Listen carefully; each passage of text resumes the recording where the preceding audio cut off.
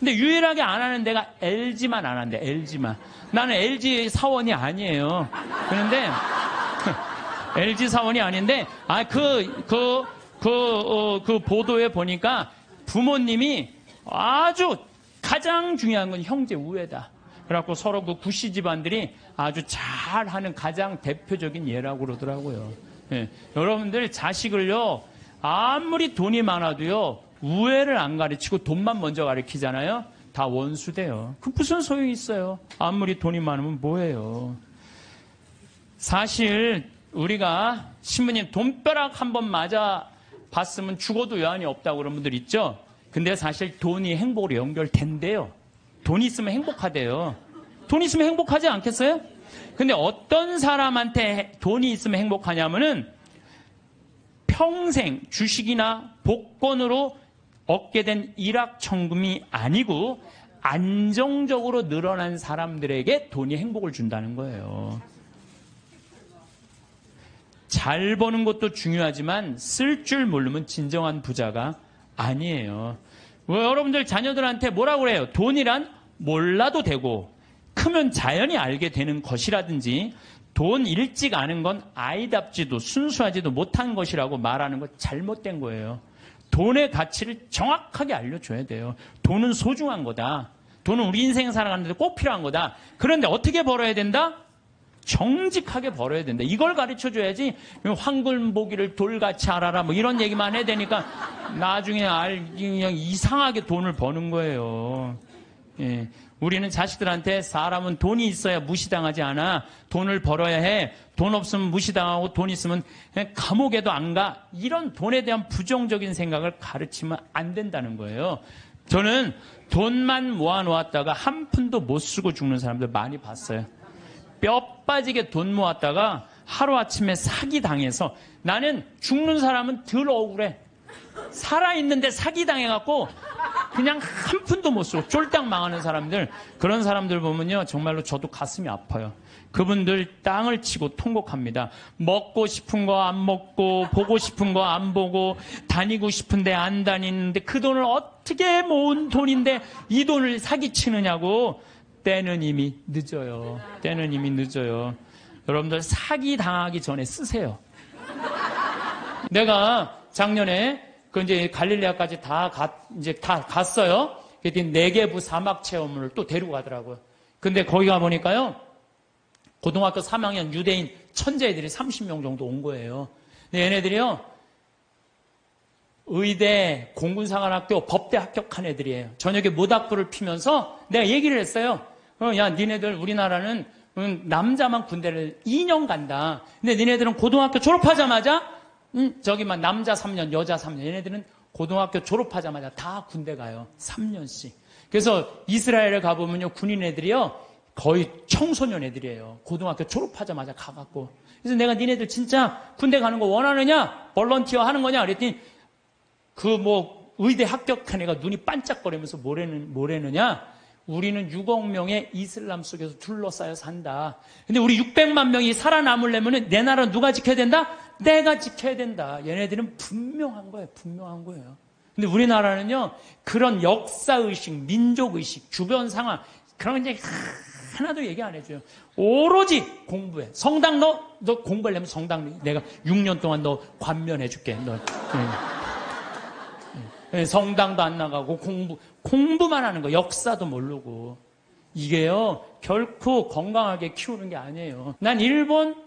일본은요, 나는 망한다고 생각해요. 왜? 일본은 천황이에요, 천황. 자기네들이 무슨 동굴에서 일장에 뻥 떠 태양의 아들이라고 무슨 개뿔 태양의 아들, 무슨 태양의 아들이에요. 태양의 아들이 그래요. 이 아시아 전쟁 일으켰을 때 2200만 명이 죽었어요. 그럼 반성해야 될 거 아니에요. 근데 얘네들은요, 기준점이 없어요. 그냥 자기네들만 잘 먹고 잘 살면 되는 거야. 그러니까 얼마 전에 스위스 제네바에서 자기네들이 인권국가라고 그러니까 다른 민족 다 웃었잖아요. 전 대표가 다 웃었어요. 그러니까 그 대사가 shut up. 어디 그런 무식. 그러니까 나는 일본은요, 저건 언제든지 망한다고 분명히 난 믿어요. 예. 저 나라는요, 지금 이 지구 역사에서 다른 민족과 화해하지 못하잖아요. 그러면은요, 그 나라는 떨어지게 돼 있어요. 반드시. 근데 저거 우리 용서도 청하지 않고 독일은요, 끝까지 남아있는 마지막 한 사람까지 다 보상하겠다는 거 아니에요. 그 독일하고 일본하고 여러분 어떻게, 왜? 이게 국가적인 양심의 반성을 안 하는 거예요. 그리고 무슨 위안부가 아니죠. 성노예죠. 자기네들이 강제로 끌려가고.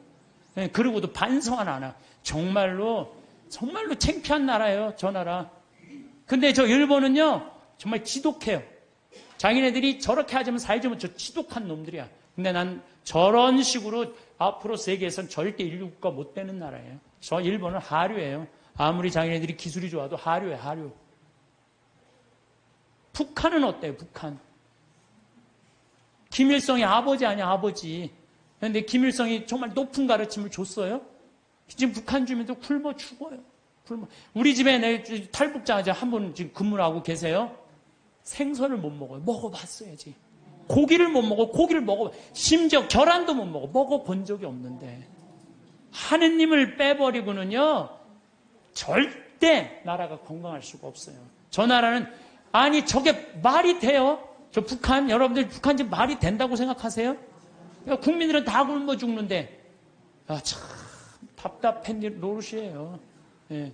여기 오신, 사실은 여러분들, 이 평창까지 오신 여러분들은 내가 보기에는 적어도 가슴에 여권 있는 분들이에요. 여권 있어요, 없어요? 여권 있는 분들이에요.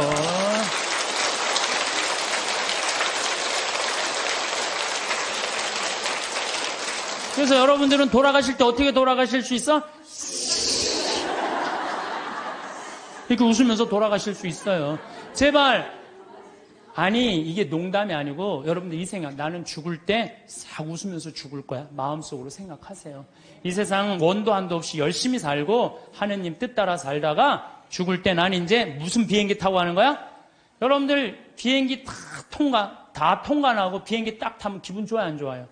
좋죠? 싹 웃을 수 있듯이 우리가 이 세상 살기 열심히 살다가 마지막 날 돌아가실 때 가슴에 여권 있으면 웃으면서 돌아가실 수 있어요. 여러분들이 자식에 있어서 여러분들이 뭘까요?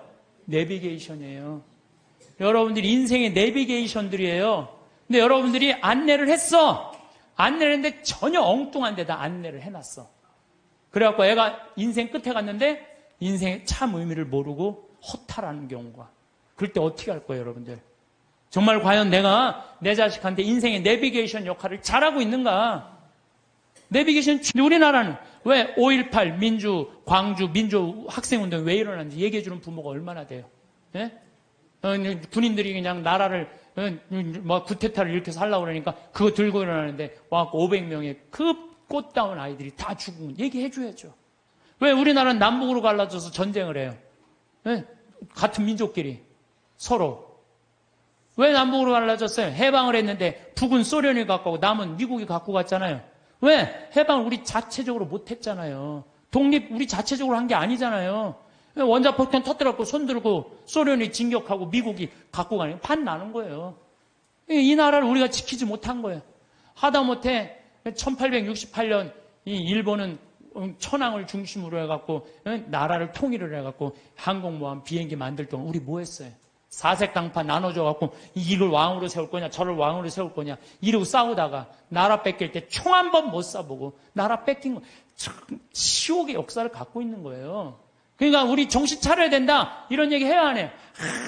하나도 안 해요. 밑도 끝도 없이 공부해라는 밑도 끝도 없이 왜 공부해라는 게 우리가 북이 우리나라 뺏기면은 종교도 자유도 다 없어진다. 이 나라는 우리가 지켜야 된다. 이런 얘기 해줘야죠. 우리 부모들이 오롯이 공부하라 그래. 그러니까 공부하라는 얘기만 들은 애가 이제 대학교 법대를 갔어.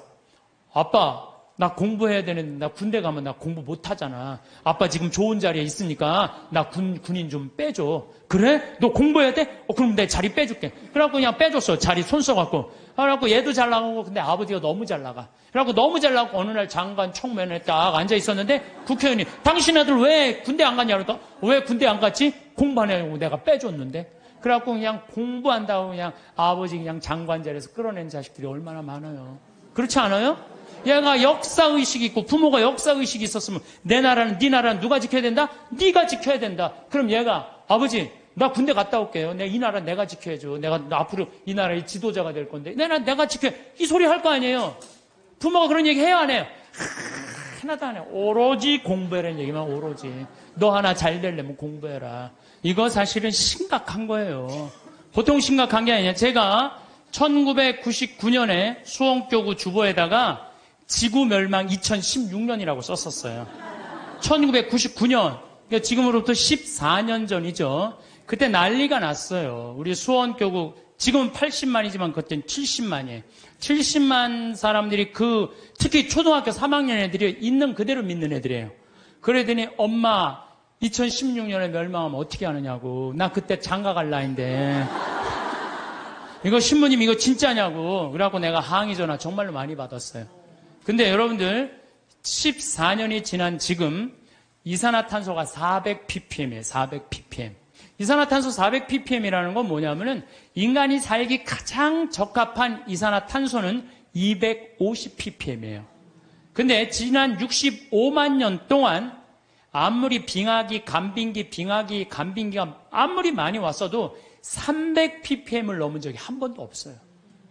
300ppm이 넘으면요, 지구가 상상할 수 없을 만큼의 기후의 격동이 오는 거예요. 근데 지금은 얼마가 넘었느냐?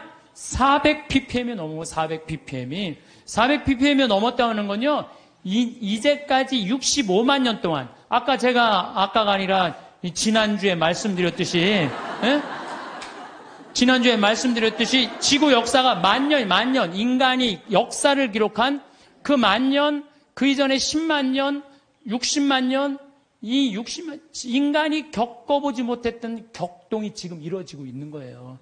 보통 심각한 게 아니에요, 지금. 예. 그래서 400ppm이 넘으면은요, 지구는, 신부님, 2016년에 동시에 멸종하느냐고? 아니요. 그거는 우리 인간을 많이 오해하는 경우가 있어요. 지구 역사를 46억 년으로 본다면요, 지금 200년은요, 0.0000006초밖에 안 되는 시간이에요. 찰나예요, 찰나. 우리는 100년이 굉장히 긴 것 같지만 지구 입장에서는요, 순식간에 지금 벌어지는 일이에요. 지구 입장에서 우리가 뭐 100년 살다가 죽으면 그냥 그걸 끝나는 거잖아요. 근데 지구 입장에서 보면 이거는 정말 완전히 거의 끝에 와 있는 거예요. 이 변화, 오죽하면 화성에 가서 살겠다고 그러겠어요. 이 아름답고 이 기가 막히게 신비로운 지구에서 안 살고 그 황량한 화성에서 가서 산다는 말이 되는 소리를 하고 있어요.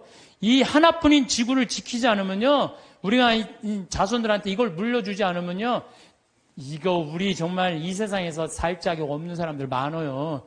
그러니까 제가 하느님의 은총을 우리가 무시하면 안 돼요. 저 빛님도 하느님의 은총이고, 저 태양도 하느님의 은총이고, 이 들판에 시원스럽게 부는 바람도 하느님의 은총이고, 이 맑고 다른 공기도 하느님의 은총이고, 이런 마음을 가지는 사람은요, 자연을 함부로 대하지 않아요. 근데 그냥 하느님도 없고, 이게 다 돈벌이다, 이게 다 돈이다, 이렇게 생각하는 사람은요, 이 지구를 파괴하면서 이 지구에 살 수 없는 세상을 만드는 거예요. 그래서 나는 하느님을 놓치면서 사는 이 현대인들이요, 걱정이 많이 돼요. 하느님을 놓치고 사는 이 현대인들이요, 걱정이 많이 돼요. 어쨌든 유대인들은요, 지구의 0.2%밖에 안 돼요, 인구가. 미국에 한 800만 명 산대, 유대인이요. 그 다음에 이스라엘에 한 650만 명, 700만 명. 그 외에도 여기저기 있는 유대인들 다 합쳐봐야 2천만이 채 안 된대요. 그런데도 미국 경제의 60%를 유대인이 쥐고 흔들어요. 그리고 미국 부자의 30%는 유대인이에요. 하버드 대학이 전교생이 18,000명이에요. 학부생, 대학원생은 더 많지만 학부생이 18,000명인데 그중에 6,000명이 유대인이에요. 6,000명이. 우리나라 몇 명인지 알아요? 300명, 300명. 근데 그 중에서도 300명 중에 반 이상이 졸업을 못 한대요. 과정을 못 따라가갖고. 근데 걔네들은요, 이 하버드 대학의 법대 50%는 유대인이래요, 유대인. 그러니까 그냥 유대인들은 노벨상 179명이 탔는데 딱 경제학상, 물리학상, 화학상 이런 거예요. 우리는 그냥 딱 한 분 탔는데 그것도 평화상. 평화상. 얘네들은 다 머리로 타는 애들이에요, 머리로. 그럼 유대인이 똑똑해서 그렇게 하버드, 미 8개 그 아이비리그 대학이라고 그러잖아요. 뭐 브라운 대학, 컬럼비아 대학, 하버드 대학, 뭐 예일 대학, 뭐 이런 대학. 요즘 뭐 MIT, 뭐 스탠포드 몇 개 또 해갖고 하지만은 그 미 8개 대학의 20%는 유대인이래요. 그러니까 똑똑한 애들은 다 유대인. 아, 그럼 걔네들이 IQ가 좋으냐? 걔네들은요, IQ가 평균 95밖에 안 돼요. 우리나라는 106인데. 그러니까 유대인이 전 세계에서 IQ로는 26위밖에 안 돼요. 근데 왜 얘네들이 이렇게 똑똑하고 공부를 잘할까? 이건 부모의 종교교육에 있는 거예요. 종교교육. 유대인들은요, 3살만 되면요, 토라, 모세오경 읽어줘요. 그 다음에 탈무드 얘기해줘요. 끊임없이 얘기를 해주는 거예요. 얘기. 솔로몬 얘기, 다윈 얘기, 무슨 뭐, 그 다음에 머리 긴 누구의 그거, 힘센 삼손 얘기, 그 다음에 뭐, 이삭 얘기, 아브라함 얘기, 야곱 얘기, 뭐, 요셉 얘기, 모세 얘기. 얘네들은 끊임없이 부모한테 얘기를 듣는 거예요. 얘기를. 탈무드도 얼마나 부모한테 지혜로운 얘기를 많이 들어요. 뭐 배 타고 가는데 사람들이 자기 재물 막 자랑하니까 랍비가 나는 그런 거 하나도 안 부럽다. 당신 아무것도 없는데 뭐가 부러우냐? 난 머릿속에 재물이 있다. 그 무슨 머릿속에 재물이 있냐? 그러니까 배가 풍랑에 맞아 있는데 그냥 다 버리지 않으면은 배가 가라앉게 생겼으니까 재물은 다 버렸다. 재물은 다 버렸는데 그 랍비는 아무것도 안 버려도 항구에 도착하니까 머리에 지식을 가지고 선생이 돼갖고 먹고 산다. 진정한 재물은 뭐다? 지혜다, 지혜. 이런 걸 계속 얘기해 주는 거예요, 유대인들은. 우리나라 사람들은 뭐라 그래요? 공부해. 너 잠 좀 그만 자고 공부해. 너 텔레비전 그만 보고 공부해. 너 게임 좀 그만하고 공부해. 너 나중에 고생 안 하려면 공부해. 20년 동안 대한민국 엄마들은요, 공부하라는 얘기만 해요. 밑도 끝도 없이 공부하라고만 해요. 애들이 엄마한테 듣는 건 지혜 얘기 하나도 안 들어. 오로지 공부해, 공부해, 공부해. 이 얘기만 듣는 거예요. 걔들은요, 10마디 정도 알아듣는다고 그래요. 걔들은. 내가 키우는 개도 일어나, 기다려, 손, 엎드려, 먹어, 가. 이 정도 알아들어요, 걔들. 내가 우리 방에서 키우는 개, 나라고 한 번도 내가 얘하고 대화를 해본 적, 너 박근혜 대통령에 대해서 너 어떻게 생각하냐? 한 번도 내가 얘기해 본 적 없어요. 얜 개니까 말귀를 못 알아듣잖아요. 말귀를 못 말 안 하는 거예요. 근데 여러분들 자녀들한테요, 마치 개한테 하는 엄마들 많아요. 일어나, 밥 먹어, 학교가, 시험은, 숙제는, 공부해, 고생하지 싫으면 공부해, 나중에 다 알아, 공부해.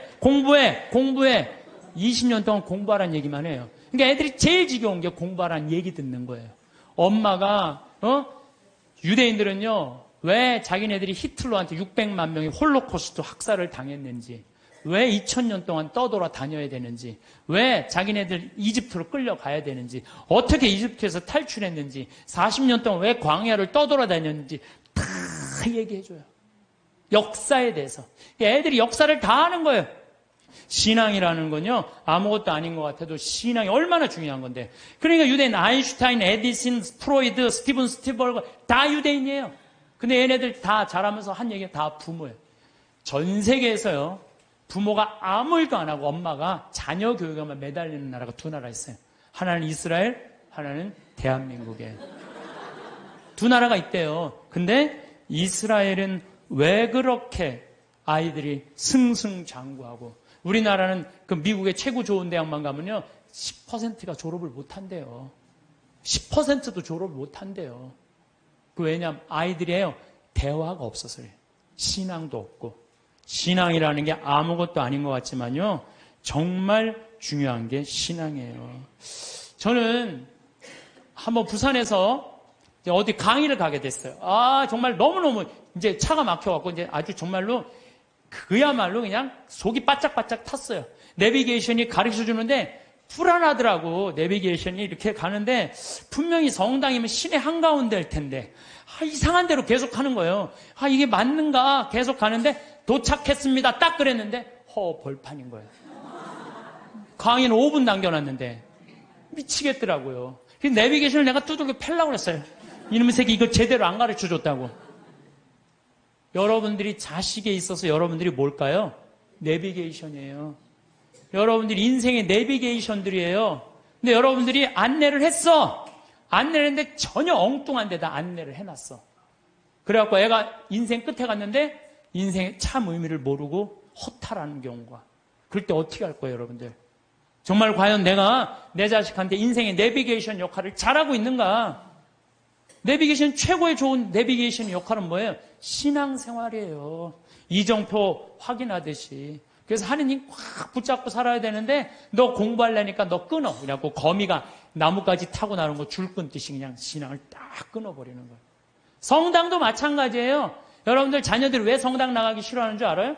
여러분들이 자녀들한테 뭐라 그래? 성당가, 성당가, 성당가, 성당가, 성당가. 그 얘기만 해요.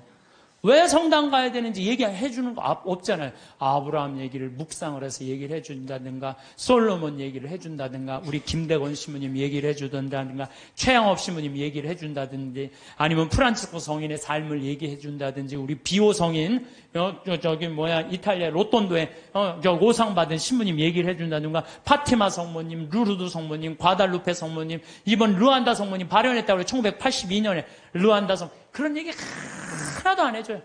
오로지 성당가, 성당가, 성당가, 성당가 그 얘기만 하는 거예요.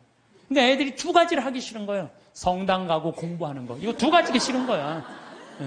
네. 두 가지를 안 하는 거예요. 이유를 얘기해 줘야 될 거 아니야. 왜 성당 가야 되는지, 왜 공부해야 되는지. 이유를 안 해주고 무조건 그냥 성당 가, 공부해, 이야기.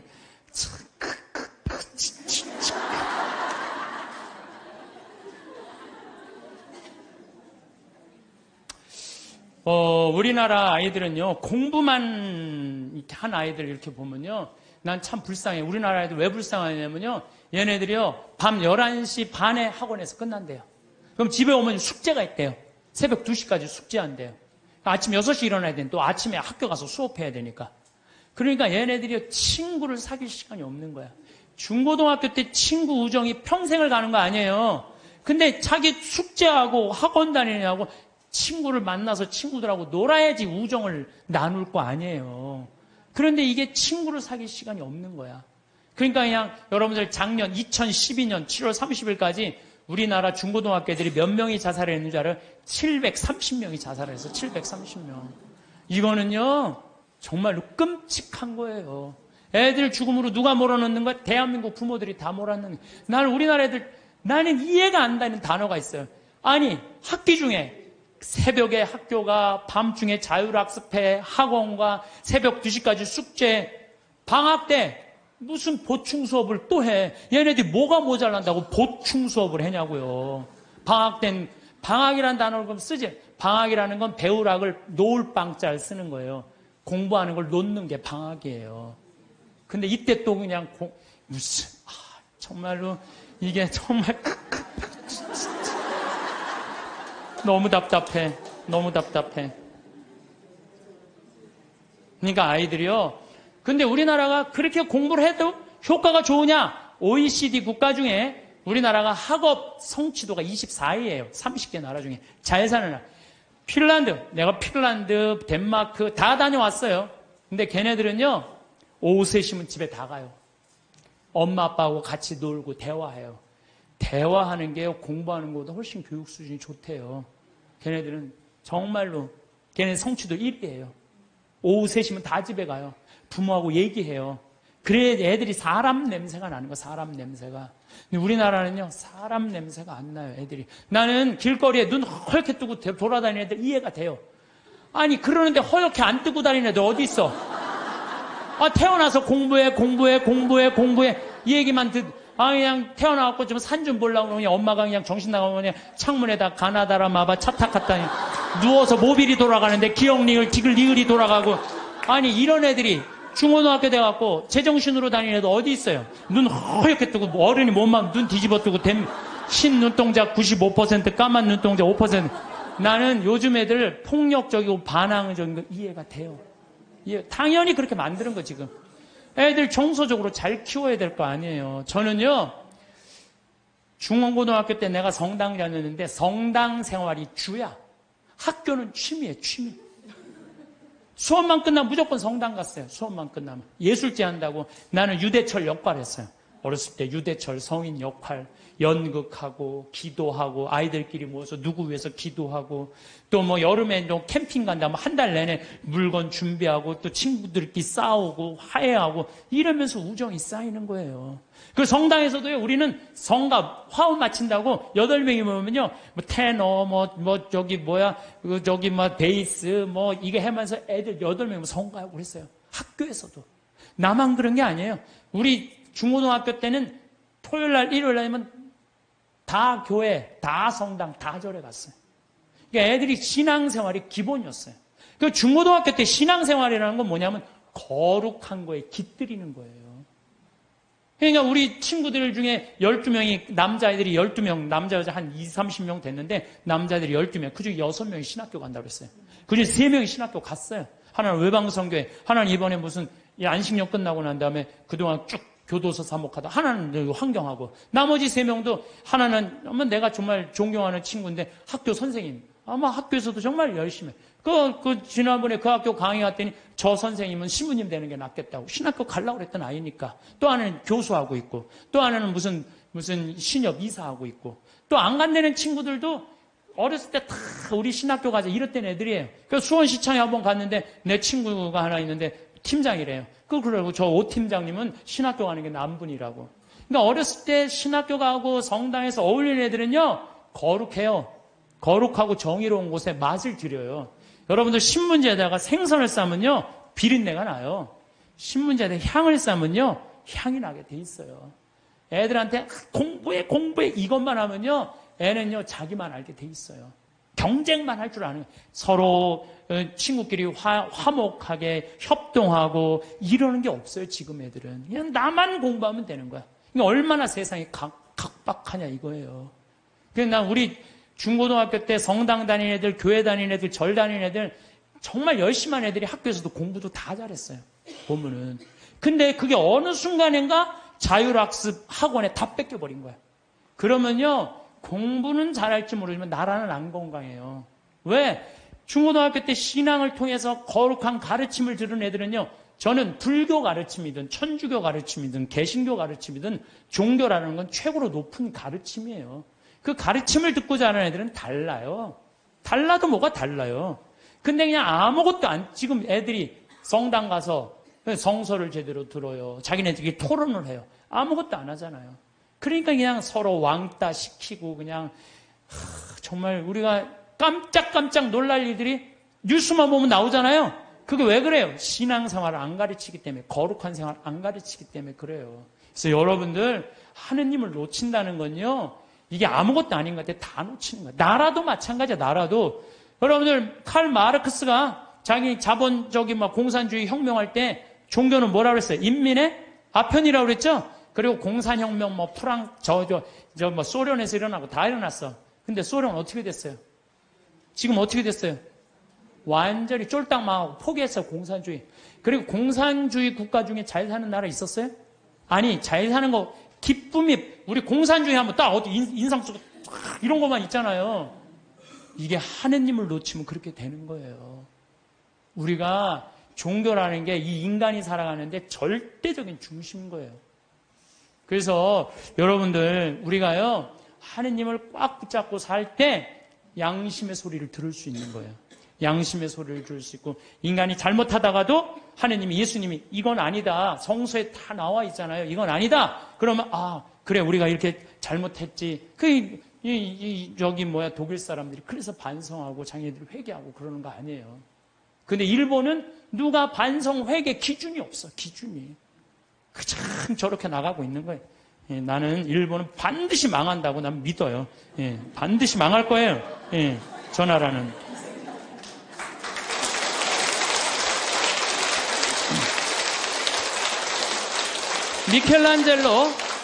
미켈란젤로가 성베드로 성당 돔을 하고 시스티나 성당 천지 창조를 했어요.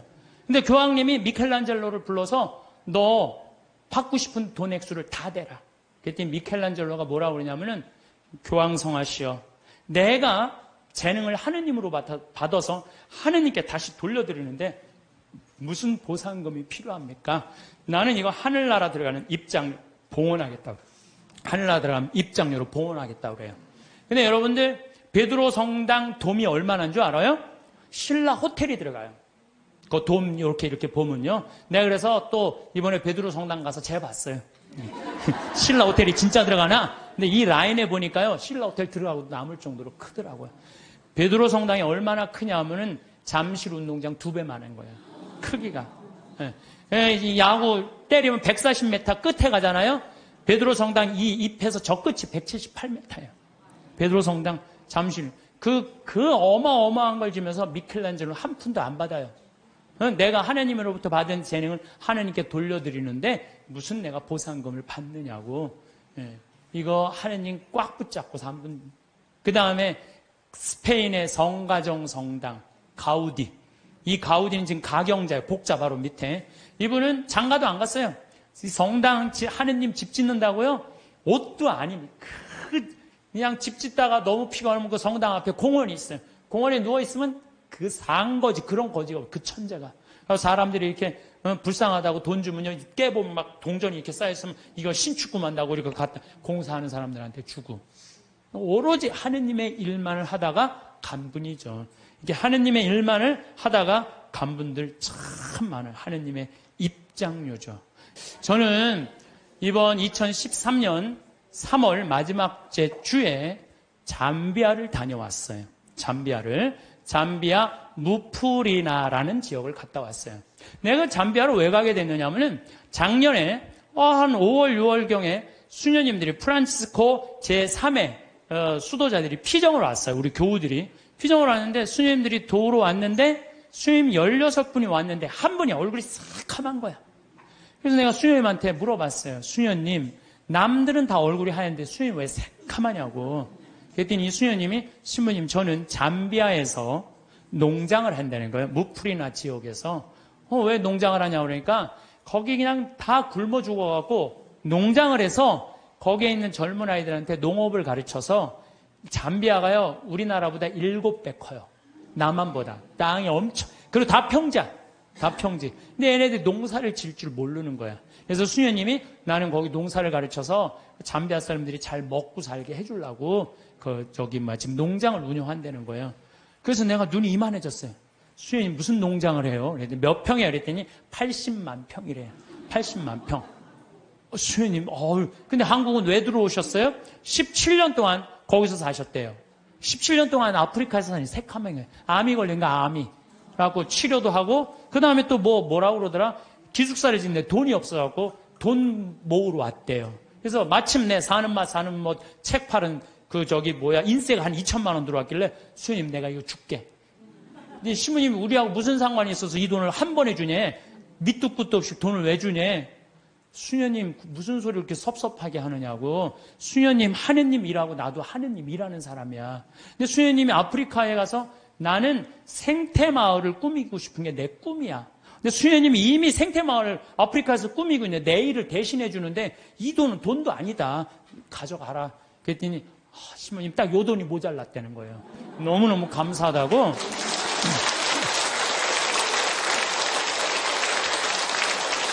그래서 내가 수녀님한테 이거는 세 발의 피다. 이건 시작이다. 수녀님 앞으로 필요한 거 다 얘기해라. 내가 다 도와주겠다. 수녀님 도대체 우리한테 왜 이러시는 거냐고. 걱정하지 말아라. 수녀님 내가 원래 아프리카의 생태마을 꾸미고 싶은 게 내 꿈이다. 근데 이미 수녀님이 하고 있으니까 내가 아프리카에 굳이 안 가도 수녀님만 도와줘도 될 것 같다. 그래서 이번에 이제 3월 달에 아프리카에 갔어요. 근데 갔는데 그냥 갈 수 있어요? 의사 선생님들, 치과 선생님 셋, 위생사 선생님 셋, 그 다음에 대학 자원봉사자들, 그 다음에 설계사 선생님 다 해갖고 20명 데리고 갔어요. 가갖고, 농업학교에 기자재, 대학으로 승진하는 데는 기자재가 필요하대요. 2천만 원어치. 그랬더니 또, 거기는 에이즈 환자가 16,000명인데 2,000명이 에이즈 환자래. 무프리나 지역에 16,000명의 주민이 사는데 2,000명이 에이즈래. 거기 영양제가 없어갖고 약을 못 넣는데. 그럼 거기 또 500만 원. 또 학교 타타샤라고 학교에 가보니까 학교에 또 타타샤 아주 여러 지역이 있더라고. 병원, 학교, 고아원을 다 운영을 하더라고. 학교에는 학생 하나가 10권을 가지고 공부를 한대. 책 살 돈이 없어갖고. 그래갖고 그 수녀님 내가 책 다 사줄게. 그래갖고 책 다 사주고 오고. 그 고아원에는 또 우유를 못 먹어갖고 말라리아가 걸려도 약을 못 맞는데요. 그 우유값 다 대주고 오고. 그래갖고 한 5천만 원씩 대주고 왔어요. 대주고 왔는데 가보니까 80만 평의 농사를 짓는 게 아니라 2만 평밖에 못 짓더라고, 수녀님이. 그래서 수녀님, 내가 돌아가갖고 2억을 드리면 포크레인, 그 다음에 트랙터를 다 사갖고 오겠더라고요. 내가 가갖고 2억을 모아갖고 내년 7월에 내가 하겠다. 그랬더니 수녀님 눈이 이만해지는 거예요. 수녀님이 나한테, 수녀님 도대체 우리한테 왜 이러느냐고. 수녀님, 나는 많은 수도자들을 봤지만 이렇게 아프리카에서 16년 동안 나오지도 않고 딱 가면 거기서 사는 거예요, 그냥. 웬만하면 3년 있다 오잖아요. 그 수녀님이 7분이 사는데 7분 그대로, 한 분 말라리아 돌아가신 분 빼고는 그대로 거기서 사는 거예요. 난 수녀님들이 이뻐도 너무 이쁘다. 정말 수녀님들이야말로 꽃이다, 꽃. 교회의 꽃이다. 내가 이 수녀님들을 안 도와주면 나중에 하느님 앞에 가서 나 혼난다. 내가 2억을 모아갖고 오겠다. 그래갖고 거기 병원에 있는 수녀님이 우리 간호사를 공부시키고 싶대. 보내라, 내가 해주겠다. 수녀님이 어떻게 해? 걱정하지 말아라. 우리 계획은 인간이 하지만 완성은 하느님이 해주신다. 나는 믿는다. 근데 여러분들 내가 깜짝 놀란 게요. 온 지 한 달 반인데 1억 3천을 모았어요. 1억 3천을. 내가 말도 많이 안 했어. 이렇게 강의 때 한 사람 앞에 1,000만 원만 20명만 모으면 된다. 한 사람 앞에 1,000만 원 20명 모으면 된다. 그때 지난번에 명동에 갔는데 2명이 2,000만 원을 했더라고. 그래갖고 전화가 왔어. 신부님, 명동 강의 끝나는데 신부님 바쁘신데 내가 1,000만 원을 기증하는데 시간 되시냐고. 나 시간 무지하게 많다. 나 시간 무지하게 많다. 그랬더니 그분이 수표를 1,000만 원을 딱 갖고 왔더라고요. 그래서 내가 통장에 지금 벌써 5천만 원을 받아두고 이제 7천만 원 약속을 했어요. 이제 연락하면 다 넣는다는 거예요. 그래서 내가 우리 형한테도 형, 아프리카 돈 번 거 뭐 할 거야? 1,000만 원 기증해. 그랬더니 우리 또 형은 또 천사예요. 내가 돈 내려면 다 내요. 1초도 주저하지 않고 신부님 제가 봉헌하겠습니다. 그래서 우리 어머니도 이번 7월 달에 개를 탄대요. 어머니 1,000만 원 하라고. 죽기 전에 뭐 아프리카에 우물 파주는 게 소원이라며 내놔 1,000만 원. 그래서 어머니 7월 달에 개 타면 통장에 넣어주기로 했어요. 그렇게 1억 3천을 모았어요. 여기 계신 여러분들도 동참하고 싶은 분들은 나한테 연락하세요.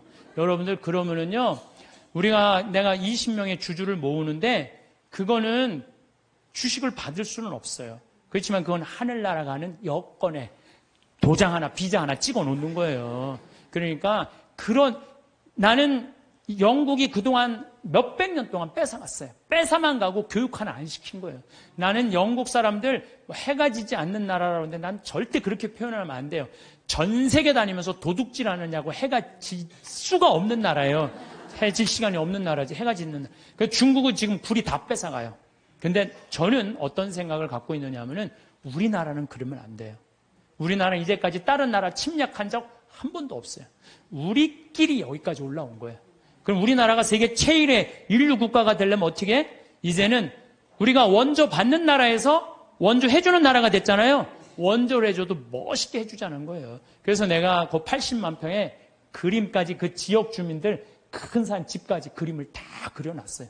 그래갖고 와서 거긴 또 아프리카인데도요 1300mm가 빈님이 오세요. 잠비아는. 그래갖고 물도 많아요. 자본이 없는 거지. 개발만 하면요. 우리가 아프리카 가난하고 굶주리는 나라라고 생각하잖아요. 그렇지 않아요. 아프리카는요. 정말 잘만 꾸며놓으면요. 정말 살기 좋은 나라예요. 원시지구 그대로 보존된 참 좋은 지역에. 그리고 내가 이번에 그 의사 선생님들 모시고 왔는데 의사 선생님들이 그러는 거예요. 자기는 이렇게 의술을 배워도 보람을 못 느꼈대요. 왜냐하면 의사 선생님들이 스트레스 무지하게 받거든요. 뭐 치과 돈 많이 버느라 스트레스 굉장히 많이 받아요. 근데 자기네들이 여기 와서 의술을 하니까 자기들이 이렇게 힘든 공부에 대한 보람을 느낀다는 거예요. 너무 좋다는 거예요. 또 호주에서 이광현이라는 선생님이 왔는데 키가 1m 한 78 정도, 얼굴도 잘생기고 키도 크고. 근데 작년에 내가 멜버른에 강의를 갔는데 난 이런 꿈이 있다. 근데 한 젊은이가 와서 신부님 동참하겠습니다. 그걸 명함을 줬어요. 난 그거 잊어먹었죠. 근데 이 친구가요 계속 우리 인터넷에서 검색을 한 거야. 그리고 내가 그걸 딱 보고 멜버른에서 한국으로 날라온 거야. 같이 갔어요. 근데 이 아프리카 사람들은 이 이가요, 뿌리가, 우리는 얕은 얘네들 굉장히 깊어요. 이가 이만해, 진짜. 거짓말 조금 못해서 이만해. 그러니까 이걸 빼려니까 여선생님들은 그걸 못 빼는 거야. 근데 얘는 그냥 힘이 좋으니까 그걸 다 빼는 거야, 썩은 거를. 이야. 근데 이 친구가 그러는 거예요. 자기가 후배, 의사 선생들한테 자기가 너무 행복했다고, 그 한 10일 동안 자기는 정말로 공부한 보람을 느낀다고. 그랬더니 3명이 또 지원을 했대. 또 수원에 이제 남자 의사 선생님 또 지원을 했어. 그래서 내가 의사 선생님들, 지금 뽑는 게 의사 선생님들, 트랙터 기사, 포크레인 기사, 그 다음에 태양광, 전기 기술자 다 뽑아요. 다 뽑아갖고 내년 7월 달에 싹 모시고 가갖고 싹 해주고 오는 거야. 그래서 싹 꾸며놓으면은 아프리카는요, 7월, 8월 달이 제일 좋아요. 7월, 8월이 아주 시원해요. 시원한 게 어느 정도로 시원하냐면은 이런 옷 입고 가면 얼어 죽어요. 진짜로. 우리가 몰라. 그러니까 다녀요, 제발. 여기서 와! 하고 깜짝깜짝 놀라지 말고. 제발, 그 아프리카 내년에 여기서 가실 분들 자원하세요. 내년에 한 달 갈 거든. 7월 15일부터 8월 15일. 그러면은요, 돈도 많이 안 들어. 230만 원이면 돼. 비행기 뭐 3번 다 갈아타고 가면 돼요. 26시간 걸려서 가는 거예요. 비행기 타고. 괜찮아요. 저는 작년에 하느님한테 정말 감사드리는 거는 수술하고 난 다음에 비행기 타면 암 환자들은 안 돼요. 암 환자들은 비행기 타면 뭐가 있어갖고 안 좋대요. 그런데도 나는 타고 다녀요, 지금도. 그 작년에 진복 8탄 거기서 우리 목사님이 얼마나 열심히 기도해. 그냥 은총 그냥 받아갖고. 근데 난 이번에도 갔다 왔는데 조금 힘들긴 했지만은 그러다 죽으면 얼마나 좋아요. 하느님 일하다가 죽는 건데. 그런 거 두려울 게 아니에요. 아무것도 안 하는 게 무서운 거죠. 하다가 죽는 건 하나도 안 무서운 거예요. 혹시 여러분들 자녀들 가운데 공부하기 싫어갖고 유세 부리는 놈들 있죠? 그런 놈들 공부해 그럴 필요 하나도 없어요.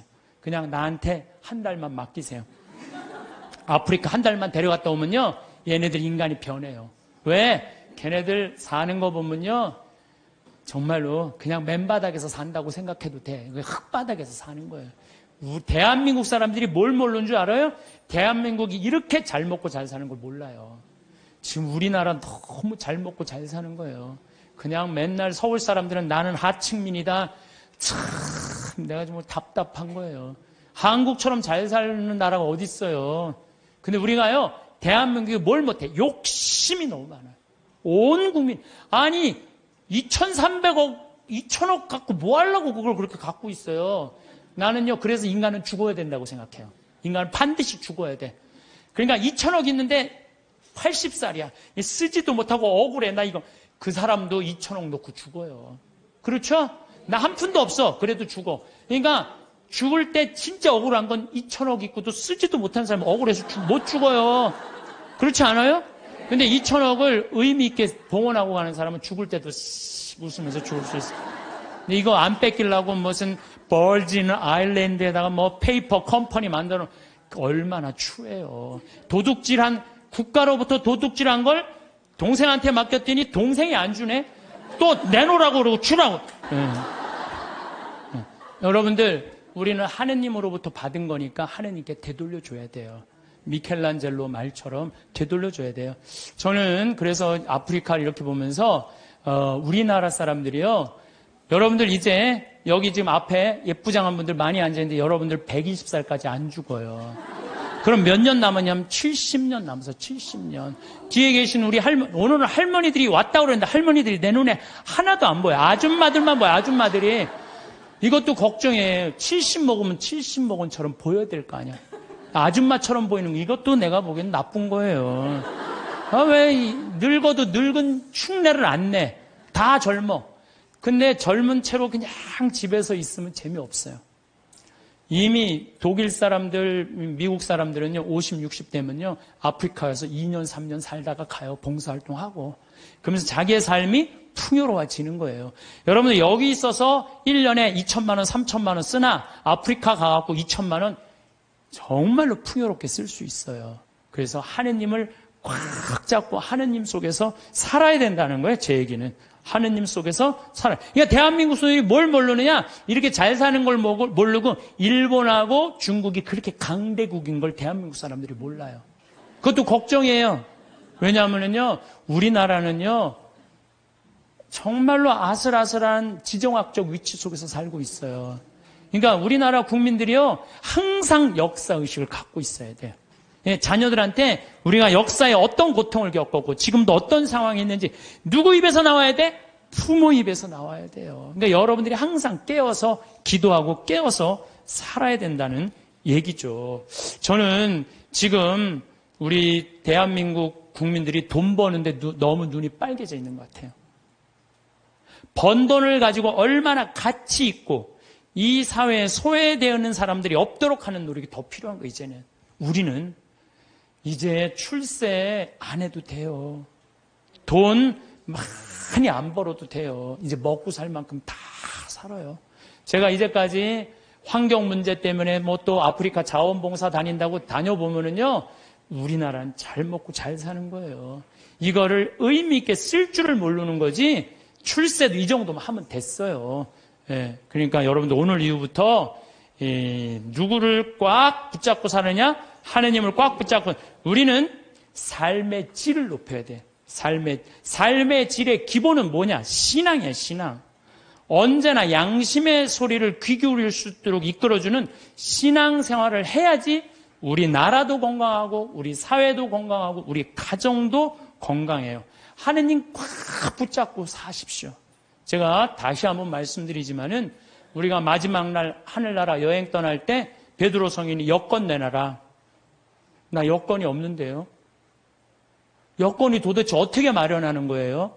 여권 어떻게 마련해요? 마태복음 25장에 뭐라 그랬어요?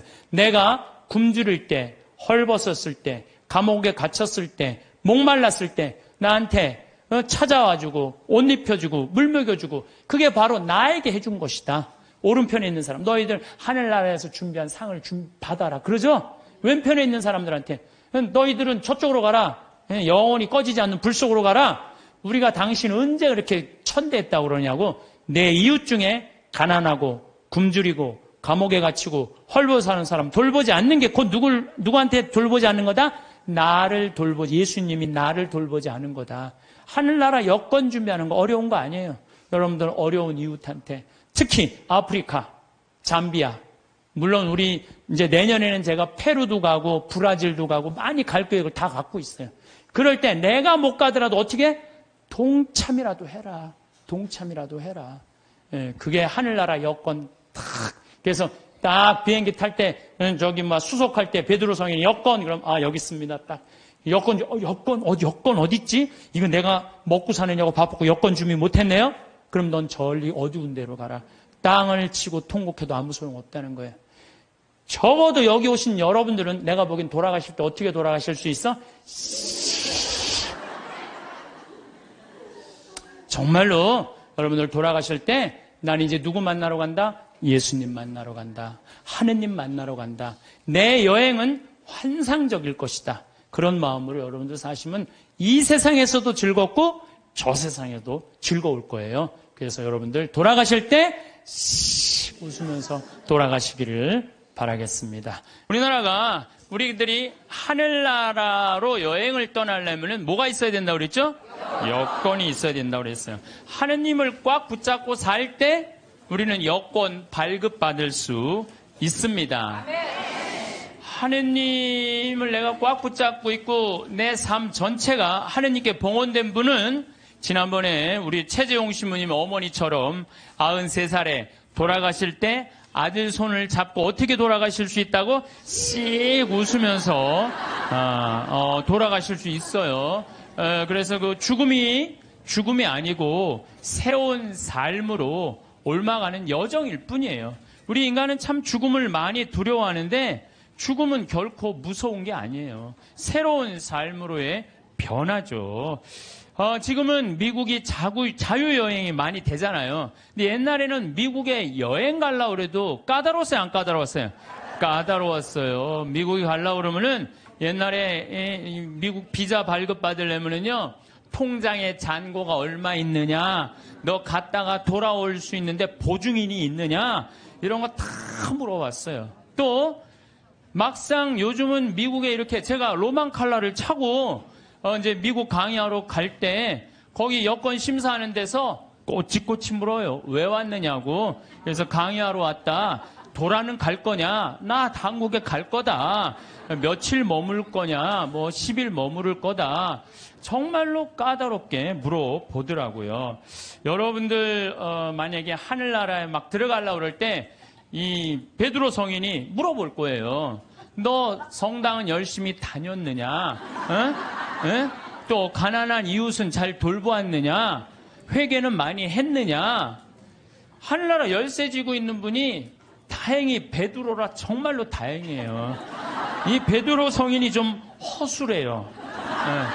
베드로 성인이 만약에 바오로 사도가 열쇠를 갖고 있었으면요, 저를 포함해서 여기 있는 분들 들어갈 수 있는 분들 거의 없어요. 바오로 사도는 신약성서 27권 중에 13권을 쓴 사람이에요. 얼마나 똑똑한 사람인지 몰라요. 그 똑똑한 사람들이 여러분들한테 따지면 여러분들 뭐 말 대꾸 제대로 할 수 있을 것 같아요? 못해요. 그냥 얼버무리다가 그냥 이거 자격 없네 그러고 그냥 딴 데로 보낼 거예요. 그나마 우리 베드로 사도, 참 베드로 사도는요 재밌어요. 베드로 사도는 거의 성서 글을 쓰지 않았어요. 써도 신약 성서에 2권, 베드로 전서 후서. 근데 얼마나 웃기냐면은 베드로 전서 5장, 후서 3장. 아주 간단하게 썼어요. 아주 간단하게. 뭐 베드로 성인이 쓴 건지 아니면 제자들이 쓴 건지 몰라도 그것도 베드로 전서를 읽어보면 너무 재밌어요. 어떻게 재밌느냐면은 예수님이 베드로 사도한테 너는 반석이다. 내가 내 위에 내 교회를 세우겠다 그랬죠? 그래서 이 베드로 성인은요 돌에 대한 게 굉장히 관심이 많았던 것 같아요.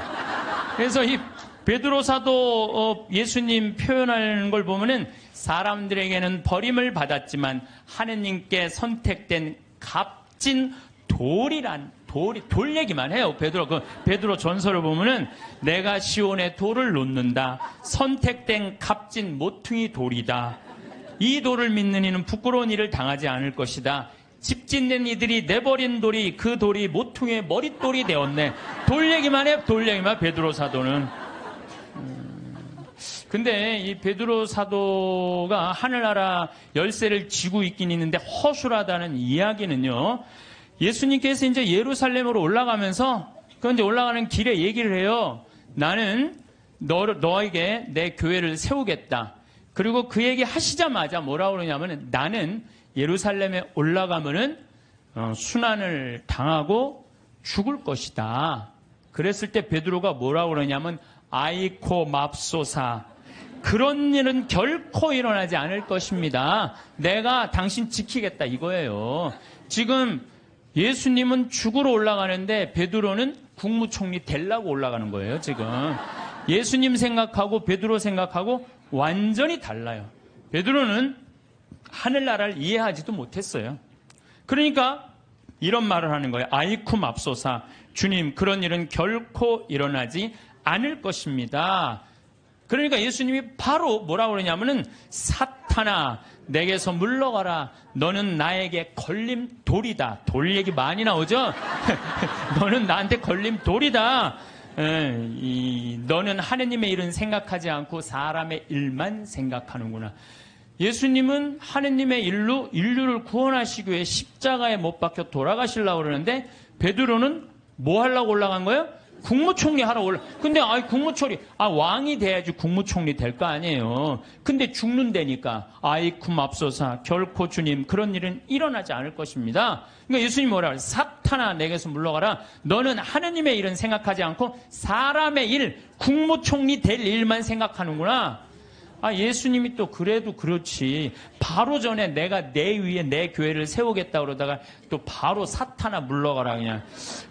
예수님 믿는 거 쉽지 않아요. 예수님 아주 당황스러운 일들을 너무 많이 하셔갖고, 베드로는 예수님이 붙잡히니까 3번이나 예수님을 배반해요. 3번이나. 이제 예수님 붙잡히고 다른 제자들은 그래도 다 도망가도 그래도 베드로가 그 12 중에 나아요. 그래도 예수님 따라가고 어떻게 되나 지켜보려고 따라갔어요. 그러니까 그 종이 뭐라 그래요? 당신도 그 갈릴레아 예수랑 같이 다니는 사람이군요. 그러니까 이 베드로가 뭐라 그래요? 이 여자가 무슨 말을 하는지, 이 여자가 지금 무슨 말을 하는지 모르겠네, 이래요. 근데, 당신 정말 그 사람하고 있었는데, 그랬더니, 나는 그 사람을 알지 못하오, 그래요. 참, 이 베드로가 할 일이에요? 예수님하고 정말로 내 위에, 내 교회를 세운다 그러고, 정말로 주님, 그런 일은 내가 보호하겠습니다. 막 이런 사람인데, 나는 그 사람을 알지 못하오. 그러니까 세 번째로 확실히 당신 그 사람 예수 그리스도와 예수와 같이 다니던 사람 맞는데, 그러니까 베드로는 이렇게 얘기해요. 내가 내 말이 거짓말이라면 1000벌이라도 받겠다고 맹세하면서 나는 그 사람을 모르고 그래요. 아주 배신을 해도 확실히 해요. 확실히. 얼버무리고 한 게 아니라 확실히 배신을 해요. 예수님 배반 3번 했죠. 따라가는 이유도 몰랐죠. 그리고 베드로는요, 냉담 생활도 해요. 어떻게 냉담 생활을 하냐면 예수님 십자가 못 박혀 돌아가셨어요. 돌아가시니까 베드로가 뭐라고 그러냐면 나는 물고기 잡으러 간다 그래요. 물고기 잡으러 간다는 얘기는 뭐야? 내가 예수님 따라다니기 전 생활로 돌아간다는 거예요. 이게 냉담이지 뭐예요, 냉담. 지금 수제자라는 사람이 그래갖고 가서 물고기 잡아요. 그때 예수님이 나타나잖아요. 많이 잡았느냐. 그러니까 그 기간 동안 냉담한 거 냉담. 그러니까 짧게 냉담까지 한 사람이 냉담까지. 뭐 그런 사람이 하늘나라 여권 심사한다고 이렇게 서 있는 거예요. 자, 여러분들 가갖고 따질만해 안 따질만해요? 따질만해요. 당신은 냉담한 적 없냐? 당신은 배반한 적 없냐? 당신 예수님 딴 생각으로 따라다닌 적 없냐? 대충 따지면 베드로가 눈 깔고 그래 나도 그런 적이 있었지 들어가. 그래서 나는 예수님께서 베드로한테 하늘나라 열쇠 준 것에 대해서는 굉장히 희망적이에요. 왜? 그 실수투성인 그 베드로한테 열쇠를 줬다는 것은 우리들도 실수투성이에요. 저나 여러분이나 인생 살다 보면 흠없는 사람들이 있어요? 흠투성이에요. 그런데 그 기가 막힌 배반까지 한 베드로, 냉담 생활까지 한 베드로를 하늘나라에 열쇠를 주고 그 위에 교회를 세운 하느님은 얼마나 마음이 넓으시겠어요? 그렇지 않겠어요? 네. 그러니까 여러분들이 정말로 회개하고 믿기만 한다면 하느님이 여러분들한테 하늘나라 아주 활짝 문 열어놓고 기다리고 계실 거예요.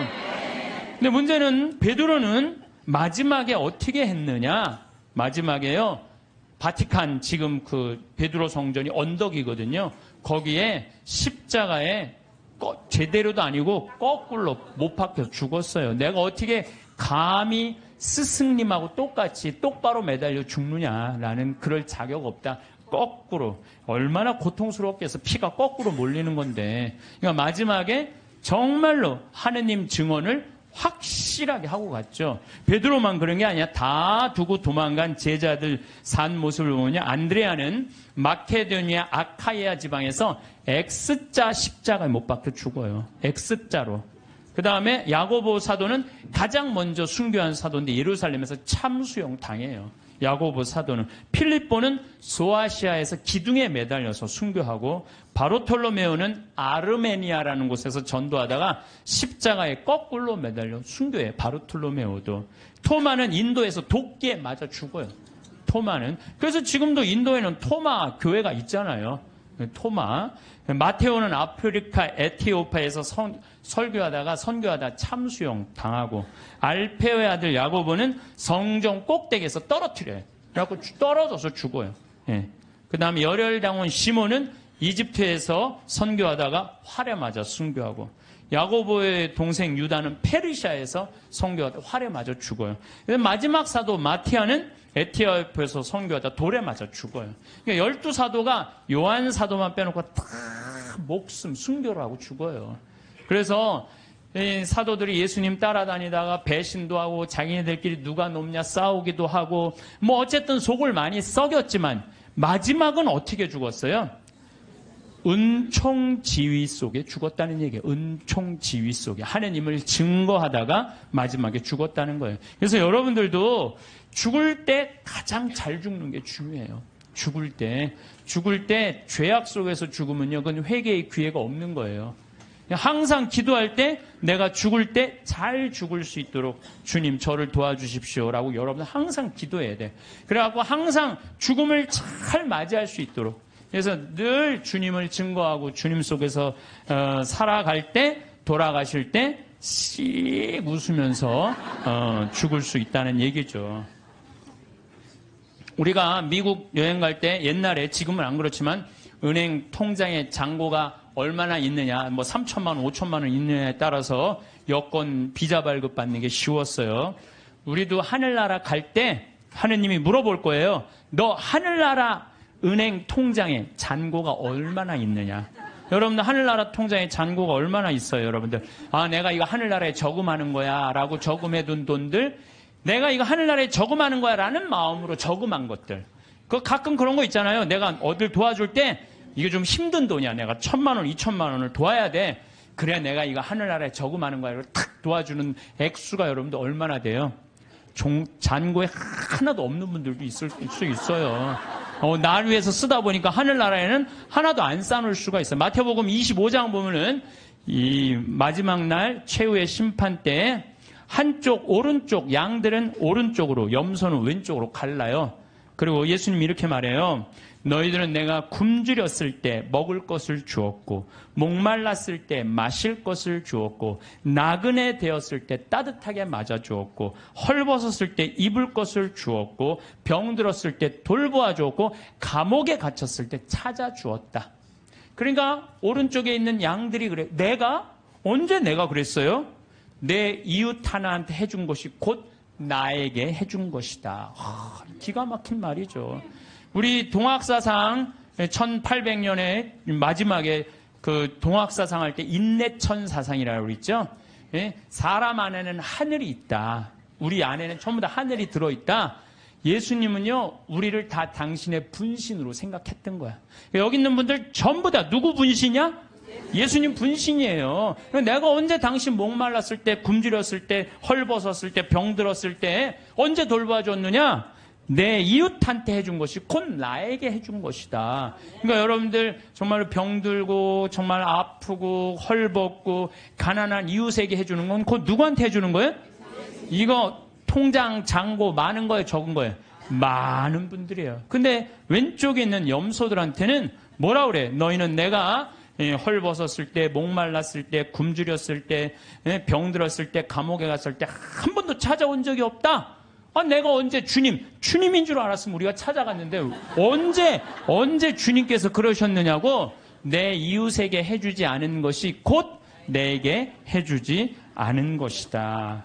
여기 계신 분들 가운데 무료 급식에 참여하시는 분들, 감옥, 교도소 봉사하시는 분들, 병원, 내가 병원 봉사자들한테 강의 많이 다녀. 여의도 뭐 순복음병원, 여의도 교회, 여의도만 나오면 순복음이 나오네.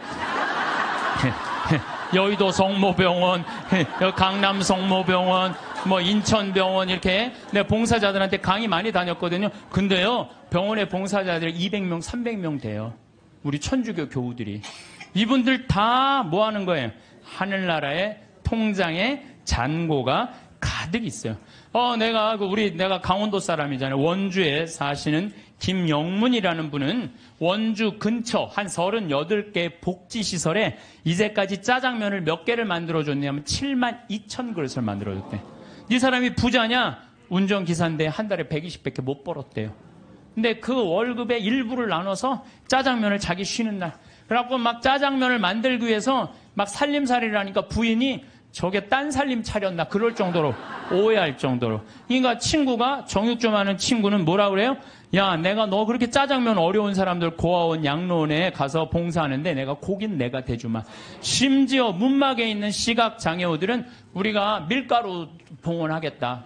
이런 사람들이 하늘나라 통장에 잔고가 많은 사람들이에요. 반대로 엄청난 돈이 있으면서도 가난한 이웃 돌보지 않고 돈 더 많이 벌어보겠다고 벌진 아일랜드에다가 알지도 못하는 섬에다가 회사 차려서 세금 떼어먹는 사람들 많아요. 이런 사람들 세상 통장에는 잔고가 많을지 모르겠지만 하늘나라 통장에는 잔고가 하나도 없는 분들이에요. 세상 통장에 돈 많은 거 그거 아무 소용없어요. 세금 얘기 나왔으니까 대한민국 사람들이요. 한국 사람 상대로 해서 돈 벌었으면 한국에다 돈 내놔야지. 왜 돈을 빼돌려요? 여러분들 20년 전에 그리스라는 나라는 우리나라보다 훨씬 잘 살았어요. 근데 지금 그리스 쫄딱 망했어요. 내가 가보면요. 그리스 사람들이 노숙자들 엄청나게 많아요. 예. 왜 쫄딱 망했어요? 그렇게 잘 사는 나라가 부자들이요. 세금 다 해외로 빼돌린 바람에 그 나라 망한 거예요. 나라가 없으면은요. 돈이 아무리 많아도 소용없어요. 나라가 없으면 국민들이 돈이 없는데 그 사람 돈 벌 수 있겠어요? 나라가 잘 살아야지 부자들도 잘 사는 거예요. 세금을 내야지. 왜 떼먹어요? 왜 떼먹어? 나는 요즘 뭐 버진 아일랜드 여기다가 조세피난처 만들어 놓고 세금 떼어먹는 사람들 이렇게 보면은 왜 루카복음 12장 16절부터 21절까지가 생각나는지 몰라. 이게 무슨 얘기 나오냐면 부자가 소출이 너무 많았어. 그랬더니 고민해요. 이 많은 소출을 어떻게 할까? 아 그래. 내가 창고를 헐고 더 큰 창고를 줘서 내가 거기다 소출을 다 넣고 영혼에게 말하리라. 영혼아 걱정하지 마라. 너 먹을 거 많으니까 몇 년 동안 푹 쉬어라. 그랬더니 하느님이 와서 뭐라 그래? 아니다. 네가 좀 하늘나라에서 푹 쉬어야 되겠다. 네가 오늘 죽는 날이다. 너한테는 넉넉하면서도 하느님 나라를 위해서 가난한 너는 오늘 죽는 날이다. 여러분들 돈이 아무리 많으면 뭐예요? 오늘 죽으면요 아무 소용이 없어요. 나는 창고를 져서 거기다가 쏟아넣는 그 이 부자나 버진 아일랜드에다가 그 몇백억 대고 갖다 놓고 영혼아 걱정하지 말아라. 내가 버진 아일랜드에다 내가 돈 넣어놨으니까 너 오래 살아라. 오래 살기 쉽지 않아요. 세금을 내야지 왜 세금을 안 내요? 하다못해 예수님도 세금 냈어요. 마태복음 17장 24절을 보면요. 가파르나움 갈릴레아 호수의 바로 위에 가파르나움 성전이 있어요. 그러니까 베드로한테 사람들이 물어봐요. 가파르나움 성전 사람들이 니네들 왜 성전세를 안 내냐? 근데 성서를 보면 베드로는 역시 똑같아요. 일단 낸다고 우겨요. 낸다 우리. 성서를 보면 굉장히 웃겨요. 낸다 우리. 그리고 이제 예수님한테 가서 물어봐요. 예수님 성전세 내려는데 어떻게 하면 좋으냐고. 그랬더니 예수님이 너 가서 물고기 잡으면은 물고기 입에 한 스타테르가 있을 것이다. 그거 내라.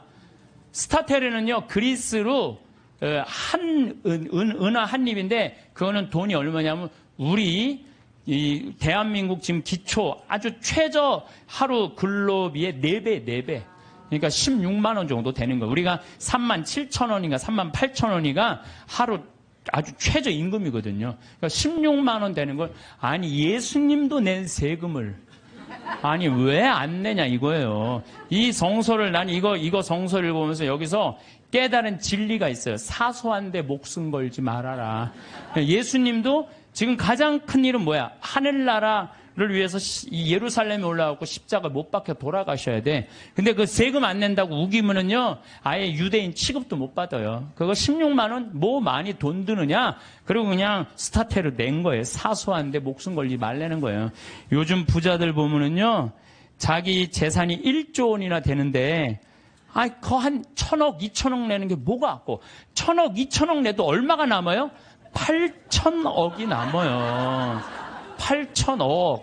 아니 그 8,000억은 생각하지 않고 그 2,000억이 아깝다고 그걸 안 내갖고 감옥에, 지금도 감옥에 간 사람 있잖아. 며칠 전에 어젠가 그제 갔잖아요 감옥에.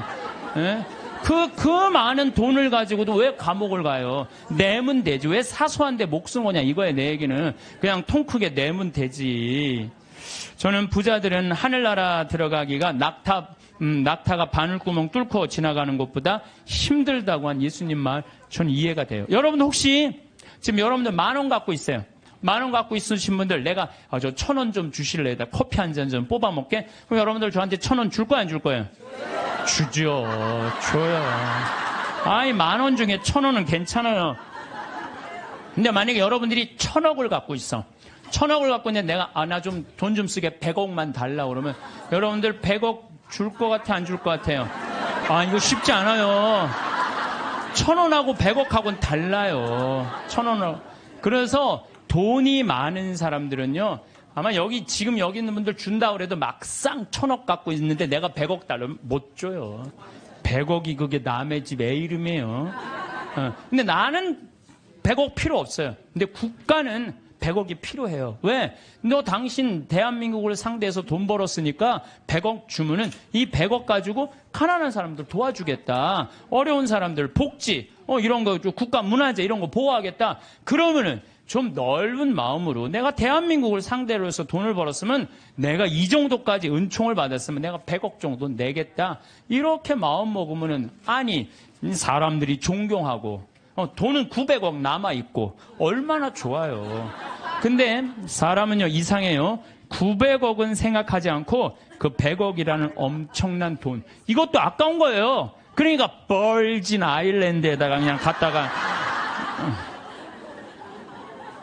우리나라 한 달에 한 300만 원 버는 사람들이 세금을 한 36만 원, 40만 원 정도 내요. 그냥 공식적으로 국가에. 근데 한 10억 버는 사람들은 1년에 한 3억 정도 내요. 물론 부자들이 많이 내요. 일반 평범한 우리 셀러리맨보다도 많이 내요. 근데 셀러리맨들은 떼어먹을 수가 없어요.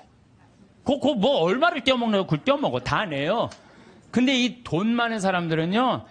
하여튼 우리가 이해할 수 없는 방법, 상상도 할 수 없는 방법으로 돈을 떼어먹어. 그러다 걸려갖고 감옥에 가는 거죠. 요즘 대한민국 교육을 보면은 저는 훌륭한 인격 쌓는 교육은 안 시키고 돈 쌓는 훈련만 시키는 것 같아요. 돈 버는 것만 가르치는 거예요. 돈 버는 법만 가르치고 돈을 제대로 의미 있게 쓰는 법을 안 가르치기 때문에 갑부가 돼도 단 한 푼도 나라를 위해서 어려운 이웃을 위해서 쓸 줄 모르는 분들 이런 분들을 뭐라고 그러냐면 졸부라고 그래. 졸부. 돈은 많은데 쓸 줄 모르는 사람들을 우리가 뭐라 그래? 졸부라. 졸부. 대부분은 안 그러시겠지만 금융가들, 재벌가들, 정치인들은 돈 쌓는 재미로 눈에 뵈는 게 없어요. 법도 그냥 눈에 안 보여. 그래갖고 정의라고는 찾아볼 길이 없고 정의로운 사회라는 인식 자체를 하지 않는 것 같아요. 우리 삶이 언제 끝날지 모르잖아요. 나중에 돈 벌면 내가 어려운 이웃과 하느님께 봉헌해야지 하는 사람들 끝까지 아무것도 못해요. 나중에 돈 벌면 한다는 사람 끝까지. 나는 나중에 보자는 놈 하나도 안 무섭고 나중에 하느님한테 봉헌하겠다는 사람 하나도 안 믿어요. 내가 본당 신부할 때 정말로 잘 먹고 잘 살 때는 성당 찾아오지도 않아요. 근데 그냥 쫄딱 망하면 어디 하소연할 때도 없고 나한테 와서 그냥 하는 얘기가 신부님 내가 이렇게 망할 줄 알았으면 성당에 신축금이라도 많이 해야 하는데 쫄딱 망하고 와갖고 그냥 돈 있을 땐 눈에 뵈는 게 없는지 세상 무서울 것 없는 것처럼 거만하게 행동하다가 쫄딱 망하면 성당에 와서 나한테 그리고 이제 하소연하면서 더 화가 나는 게 돈 좀 꿔달라는 거. 돈 좀. 내가 돈이 어딨어요. 그리고 저는요 신념이 뭐냐면 그 달에 번 건 그 달에 다 쓰자. 이게 내 신념이에요. 그러니까 나는 누가 와서 사기치려고 그래도 사기 당할 돈이 없어요. 그 달에 번 건 그 달에 다 쓰는데 사기 당할 돈이 어디 있어요. 여러분들 나중에 돈 벌면은 어려운 사람 돕겠다는 사람 이 생각하는 사람 아예 머릿속에서 지우세요. 그리고 난 진짜 싫어하는 게 뭐냐면 동전 모아 어려운 이웃 돕는 문화 싫어해요. 물론 어린아이한테 동전을 모아갖고 어려운 이웃을 돕는 거 가르치는 거 좋아요. 하지만 우리 문화 전체가 쓰다 남은 동전 가지고 어려운 이웃을 돕는다. 이건 정말로 나쁜 거예요. 내가 재산 중에 정말로 일부분을 소중한 일부분을 떼어서 어려운 이웃을 도와준다고 할 때 그건 의미가 있는 거예요. 여러분 2006년에요. 미국은요 기부금이 얼마가 나왔느냐 하면 3,000억 달러가 나왔어요. 2006년에. 근데 우리나라 2006년 총 수출액이 얼마인 줄 알아요? 3,255억 달러예요. 우리나라 전체 수출액하고 미국 사람들 기부액하고 똑같아요. 미국 사람들은요 저금 통장 모아갖고 이 동전 가지고 3천억 달러 절대 못 모아요. 모으면요, 빌 게이츠, 워런 베핏 이런 사람들은요 300억 달러, 600억 달러 탁탁 기증하는 거예요. 그러니까 자기 재산 다 기증하는 거예요. 그리고 자기 자식들한테는 1,000만 달러 정도 남겨두는 거예요. 우리 지금 대한민국 사회의 재벌가들이 뭐 1조 넘는 사람들이 28명이나 된대요. 그런 사람들이 1조 딱 내봐요. 정말로 이게 나라가 달라져. 질이 달라져, 질이. 근데 그냥 그 1조 그것 그 중에 1, 2천억 그냥 내기 싫어갖고 그냥 벌진 아일랜드에다가 대고 그냥 아유. 우리는 자식들한테 사람은 돈이 있어야 무시당하지 않아. 돈을 벌어야 해. 돈 없으면 무시당하고 돈 있으면 그냥 감옥에도 안 가. 이런 돈에 대한 부정적인 생각을 가르치면 안 된다는 거예요. 너희들 하느님이 돈 많이 벌게 해주는 거 축복받은 거야. 근데 이 축복받은 돈으로 어떻게 써야 돼? 가난한 이웃을 도와줘야 돼. 그래야지 애들이 돈에 대해서 긍정적으로 가지요. 돈은 뭐 나쁜 거고 이 조그만 게 머리에 피도 안 마른 게 벌써부터 돈부터 알아가지고 아니에요. 유대인들은요 어렸을 때부터 경제관념을 가르친다는 거예요. 그러니까 걔네들이 1년에 미국에서 사는 아이들이 이스라엘에 30억 달러씩 이 이스라엘 본국에 돈 주잖아요. 나라를 위해서 쓰는 거 아니에요. 나라를. 우리는 뭐 버진 아일랜드에 떼어먹고 있는데 미국 애들은요 유대인들은 무서워요. 1년에 30억 달러 국가에 갖다 줘요. 그러니까 그 이스라엘이 저기 모슬렘 유곡 속에서 살아남는 거예요. 여기 계신 분들 정말로 돈벼락 한번 맞아보고 싶죠. 실제로 로또에 당첨된 분들 통계를 보면은 로또 당첨되고 나면은 행복할 것 같으냐? 완전히 행복이 찾아오느냐? 아니래요. 일단 로또에 당첨되면은 일이 술술 풀릴 것 같지만 갑자기 돈이 20억이 생기면요 주위에서 가만히 안 놔둔대. 사준에 8촌 알지도 못하는 사람이 친척이라고 와갖고 돈 꿔달라 그러고 이 사람이 사업 제안하고 저 사람이 사업 제안하고 그리고 여기에 홀깃하고 저기에 홀깃해하고 다 날리고 나중에는 자살하는 사람들 많아요. 인터넷을 보세요. 아주 내가 이거 누구 이름 거명하기가 그래서 그런데 자살한 사람도 많아요. 결국은 부부끼리도 헤어지고요. 애인끼리도 그냥 등 돌리고요. 돈이요. 사람과 사람을 이어주는 게 아니라 사람과 사람을 끊어주는 게 돈이에요. 영국에 28억 당첨된 사람이 있었어요. 새집, 최고급 승용차, 자녀는 호화 사립학교 보냈고 여기저기 사업 투자라는 손짓에 그냥 여기저기 사업자. 근데 그 쫄딱 망한 거예요. 그러니까 쫄딱 망하니까 같이 좋던 부인도 이혼하고. 이 사람이 지금 통장에 얼마 남았냐면 10달러 남아있대. 10달러. 우리 돈으로 11,050원 정도 남아요. 11,500원 정도. 예. 돈 많으면 뭐예요? 쓸 줄 모르면 100억을 갖다 줘도요. 순식간에 다 날려요. 이 로저라는 사람이 마지막 말이 이래요. 복권 당첨을 되돌아보면 독이 든 성배와 같아요. 독이 든. 예. 그래서 부부는 로또 당첨되면 부부끼리 이혼하고 심지어 자살로 끝내는 사람들. 그러니까 돈이 정직하게 버는 사람들은요. 함부로 안 써요. 얼마나 소중하게 버는 건데 이걸 함부로 써요. 정말로 고민하고 쓰죠. 근데 순식간에 돈이 생긴 사람은요. 헛헛해요. 라고 술집에 가서 날리고 뭐 바람 피고 뭐 사업하고 그러다가 원래 상태보다도 더한 상태로 돌아가는 거죠. 물론 로또 당첨되고 잘 사는 사람도 의외로 많대요. 근데 이 사람들 근데 잘 사는 사람들은 싹 감춰갖고 잘 못 찾는데요. 근데 우리나라에 400억 로또 당첨된 분이 있어요. 경찰관인데. 근데 이분은요 얼마나 멋있느냐면은 자기 학교, 모교, 경찰서, 지역에 이 35억을 딱 기증을 한 거야. 그리고 난 다음에 공부를 한 거예요. 경영 공부를 하고 그러고 난 다음에 지금 중소기업을 아주 잘 운영을 하고 있대요. 이 사람은 400억을 운영할 수 있는 그릇이 된 사람이죠. 예. 그래서 이 돈벼락 맞은 사람들이 행복하게 사는 길은 뭐냐면 나누는 거예요. 나누는 거. 예. 나누면 이 사람이 생각이 건강해져요. 근데 거기다 돈 더 벌려고 그러고 떼돈을 벌으려고 그러면은 다 날리는 거지. 2010년 5월 강원랜드에 부부가 놀러를 갔어요. 면직 사업하는. 근데 이분이 얼마를 맞았느냐면 7억 6,680만 원을 맞은 거야. 로또 잭팟 맞은 거죠. 강원 랜드에서. 근데 이 집이 빚이 있었대요. 근데 이 부부가 어떻게 했느냐면 이 돈을 전부 카이스트에 다 기증한 거예요. 카이스트. 왜? 이거는 우리가 노력해서 번 돈이 아니다. 이거 빚이 있었는데도 불구하고. 이야, 난 그 부부 정말로 멋있다고 생각해요. 왜? 저는 이렇게 생각해요. 그 돈으로 이 사람이 뭐를 했을지는 잘 모르지만은 그 돈 갖고 딴 거 하는 것보다 이렇게 딱 하면 다시 본 생활에 돌아와서 성실하게 살아요. 별 일 없이 그냥 열심히 살아요. 그게 행복한 거지. 그냥 여기 이제 돈벼락 맞고 싶은 분들 맞지 마세요. 이런 분들은 대한민국에도 큰일 하신 분들이지만은 하늘나라에도 공덕 쌓아 놓으신 분들이에요. 갑자기 많은 돈이 생기면요, 사람 미쳐요. 귀신이 쉬어요. 돈귀신이 쉬어요.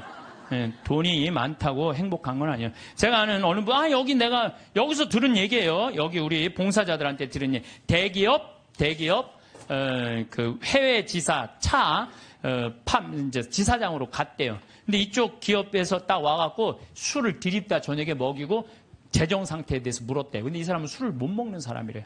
근데 기업 회장들이 먹이니까 어떻게 먹고 정신이 혼란한 상태에서 제대로 대답을 못했대요. 본국으로 돌아가자마자 바로 해고를 당했대요. 해고를 당하고 저기 무슨 서해안 쪽에 횟집에 처형이 이제 그 하는 횟집에 이걸 서빙을 하고 있는 거야. 그 기가 막힌 해외 지사장이. 다른 사람들이 당신 그렇게 인맥도 넓고 능력도 있으니까 우리 회사 내가 스카우트 하겠다고. 그랬더니 이분이 하는 말이 내가 왜 이 좋은 자리를 관두느냐고. 서비스 생각 하나도 안 해도 되고 남 속이 안 와도 되고 이것만 날로 난 너무너무 행복하다. 난 지금 행복하다. 근데 이런 분들을 제가 많이 봐요. 막 큰 사업할 때보다 다 정리하고 욕심을 다 끊고 사니까 너무 행복하다는 분들 저는 정말로 많이 봅니다. 지금 제 강의를 듣는 분들 가운데서도 지금 지구 놓지 못하는 분들 많을 거야 지금. 지금 이거를 팔을까 말까 이거를 유지할까 말까 이런 분들 무지하게 많을 거예요. 놔보세요. 놔보면요 굉장히 편안해요. 그거 대도 안 되는 공장 운영하면서 매달 그냥 뭐 월급 마친다고 여기다 돈 끌고 저기다 평화로운 날이 하루도 없는 거야. 평화로운 날이. 싹 정리해보세요. 얼마나 마음이 편안한가. 뭘 그렇게 쥐려고 그러세요. 쥔다고 재물은 져지는 게 아니에요. 진다고 져지는 게 아닙니다. 재물은. 미국의 할리우드가 가장 성공한 사람들이 모여 사는데 거기가 자살률 우울증이 가장 많습니다. 구약 성서에 셈족은 9년 동안을 일하고 1년은 반드시 쉬는데 아무것도 안 하고. 그래서 저는 여기 계신 분들 남편이 뭐 한 20년 동안 하다가 구조조정 당해갖고 했어. 당신 빨리 나가서 돈 벌어. 이거 죽음으로 내보는 거예요. 당신 20년 동안 열심히 일했으니까 한 2년은 여행도 다니고 먹고 싶은 것도 먹고 하고 싶은 것도 하고 어디에 좀 피정도 하고 어디 학교도 좀 다니고 이러면서 재충전을 하는 사람들은 실패하지 않아요. 그런데 구조조정 당하자마자 뭘 해야 된다고 생각하고 가게 차리고 사업하는 사람들 거의 다 쫄딱 망해요. 통계적으로 한 95%가 망한대요. 그러니까 서두른다고 되는 일이 아니에요. 조금 여유 있게 살아가면요. 덜 쓰면 되지. 뭘 그렇게 많이 쓰려고 그래요. 집에서 14장 3절에 보면 인색한 자에게 재물이 무슨 소용이 있으며 수전노가 돈을 가지고 무엇하랴. 여러분들 인색한 사람한테 돈이 있으면 뭐예요? 수전노한테 돈이 있으면 안 쓰면 그 돈은 죽은 돈이에요. 안 쓰면 죽은 돈이에요. 돈이 많으면 행복할 수 있지만은 돈 때문에요. 살인도 일어나요. 올 2013년 2월 3일 25살 먹은 둘째 아들이 50살 막 넘은 부모님 수면제 먹이고 연탄가스로 죽였어요. 기억나시죠? 형도 밤새 어떻게? 술 먹이고 형 이거 술 깨는데 우유가 좋아 우유 먹이고 그리고 죽였어요. 근데요 이 부모님이 콩나물 공장을 했는데 보험을 32개를 들어뒀대요. 그리고 이 보험금이 26억이 된대. 그 얘한테 떨어지는 게 거의 50억 정도가 떨어진대. 25살. 돈 때문에 죽은 거예요. 돈 때문에. 그것도 누구한테 죽어? 자식한테 죽은 거야. 돈 때문에. 물론 이 부모가 이 둘째 자식을 사람 취급하지 않았대. 이 자식은 한이 있었던 거죠. 돈 많은 부모가 자기를 사람 취급도 하지 않은. 돈은 나눠서 가질 게 없는 식구들이 훨씬 서로 아끼고 사랑할 수 있어요. 돈보다는 형제 간의 우애를 더 중요시해서 이렇게 키우는 집안은 하느님 꽉 붙잡고 사는 집안이에요. 돈은요, 남한테 빌리러 다니지만 않을 만큼만 있으면 돼요. 또 넉넉하게 있다 하더라도 자식들이나 부모 형제들끼리 돈 하면서 사는 게 아니고 하느님 나라 영광 위해서 또 하느님을 위해서 쓰면 돼요. 돈 없으면 안 쓰면 돼요. 안 쓰면. 저는 아울렛이 뭔지를 몰랐어요. 아울렛이 뭔지를 몰랐는데 내가 이제 강원도 평창 이제 강의 들어왔다 나갔다 하는 동안 여주 쪽에 엄청나게 큰 아울렛이 있더라고요. 그러고 가다가 야, 저 양복 강의할 때 양복 없으면 양복 한번 사러 가자. 양복 딱 들어갔는데 웃돌이 하나를 골랐는데 200만 원 하나에. 그래갖고 내가 딱 접어두고 가자. 그래갖고 문정동 아울렛에 가갖고 50만 원을 가지고 그거 거기서 산 거예요. 양복 두 벌. 내가 평화방송에서 찍는 게 거기서 산 거예요. 양복 두 벌에 바지 4개.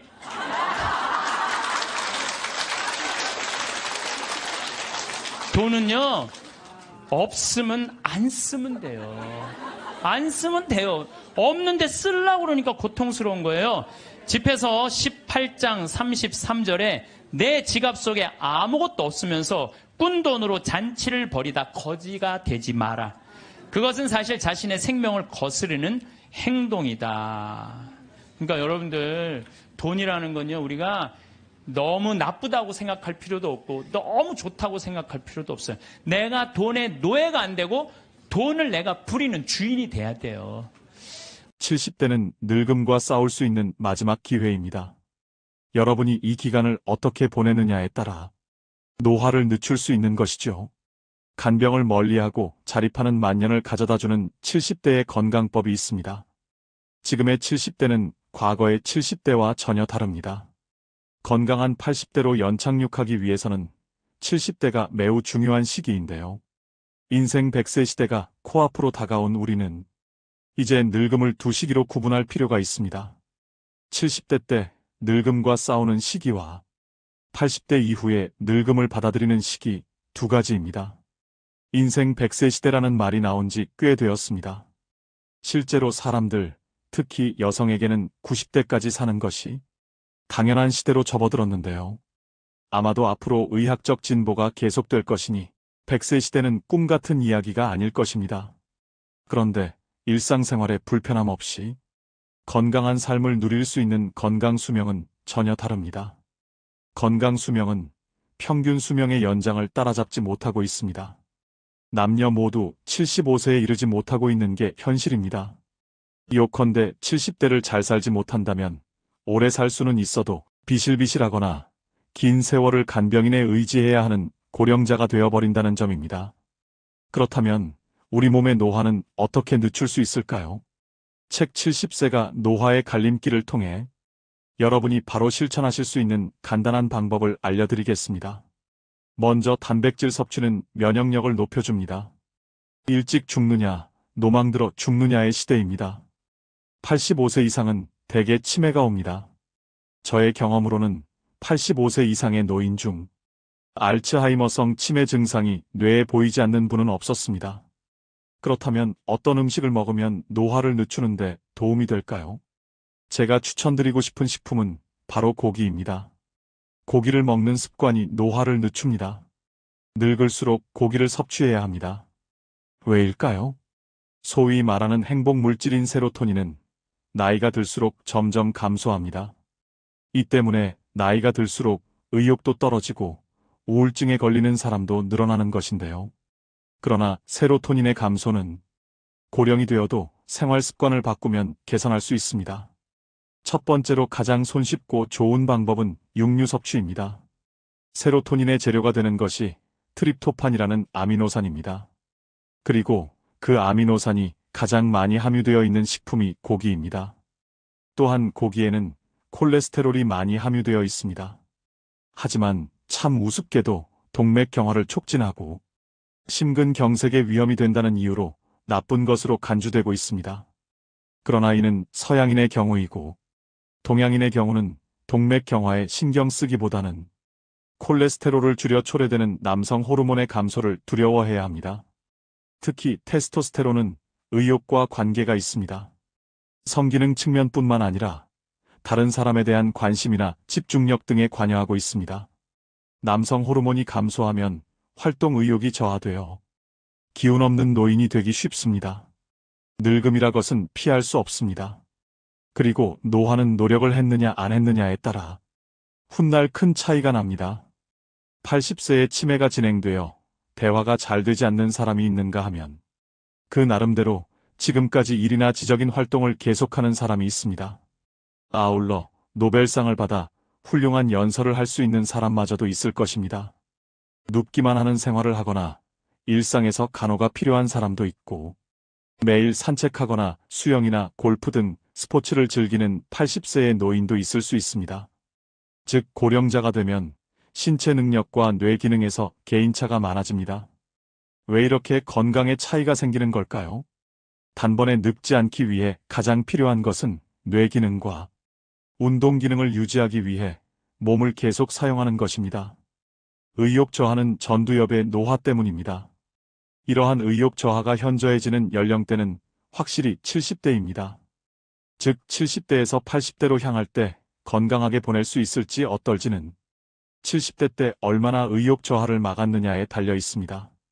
70대에 이긴 습관이 이후의 삶을 결정합니다. 70대에 의도적으로 몸을 계속 사용하면 80대, 90대에 이르러서도 간병이 부르는 시기를 늦출 수 있습니다. 제가 당부드리고 싶은 건 바로 이겁니다. 어떤 일을 하더라도 은퇴하면 안 됩니다. 70대 때 단번에 늙는 사람은 전형적으로 은퇴한 직후부터 일체 활동을 그만두는 경우입니다. 평생 일을 해서 지쳐 있으니 집에서 빈둥빈둥 놀고 싶다고 손꼽아 기다리는 분들이 참 많죠. 근데 이러면 운동신경뿐만 아니라 전두엽의 노화가 단번에 진행됩니다.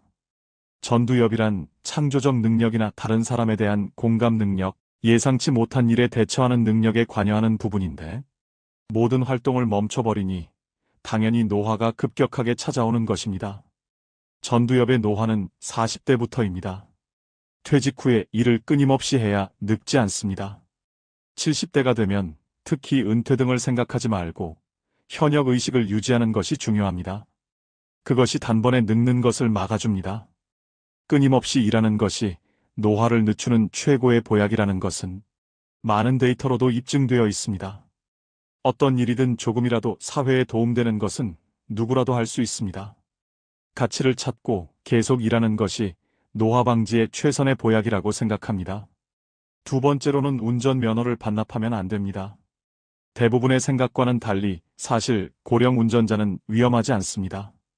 언론에 참으로도 무식한 보도가 고령 운전을 완전히 위험한 것으로 보도하나 오토바이 이상의 면허를 가지고 있는 사고 건수의 실제 통계를 보면 가장 사고를 많이 낸 연령은 16에서 19세이고 그 다음으로 20에서 24세입니다. 세 번째로는 참지도 말고 무리하지도 말아야 됩니다. 나이가 들면 몸에 여러 개의 병의 씨앗을 지니고 살아갈 수밖에 없습니다. 병의 씨앗이 언제 싹을 틔울지는 아무도 알 수 없는데요. 오늘은 건강하다가도 노년에는 당장 내일 환자가 되기도 하고 눈을 뜨지 못할 수도 있습니다. 80 이후 참거나 무리하지 않기는 후회 없는 노후를 만드는 가장 중요한 방법입니다. 건강을 위한다는 명분으로 나이가 들어서도 먹고 싶은 음식을 참는 사람이 많습니다. 소식하고 달고 짠 음식을 피하고 기름진 음식을 자제하고 비만은 건강을 해친다는 사고가 사람의 상식이 되었는데요. 이런 얘기는 60대까지는 건강을 해치는 원인이 되기도 하지만 80세를 앞두고 있다면 이러한 생각은 일단 접어두셔야 합니다. 고령자는 장기 기능의 저하로 식욕이 증가하는 경우가 있을 수도 있고 먹고 싶다는 욕구는 몸이 필요하다는 것이니 입에 당기는 음식은 마음껏 드셔야 됩니다. 네 번째, 햇볕을 쬐는 습관이 사람을 젊게 만듭니다. 적당한 일광욕을 하는 습관도 의욕 저하를 방지하는 데에는 아주 효과적입니다. 하루에 한 번 정도 산책이나 마트에 가는 것만으로도 충분합니다. 의외이지 않나요?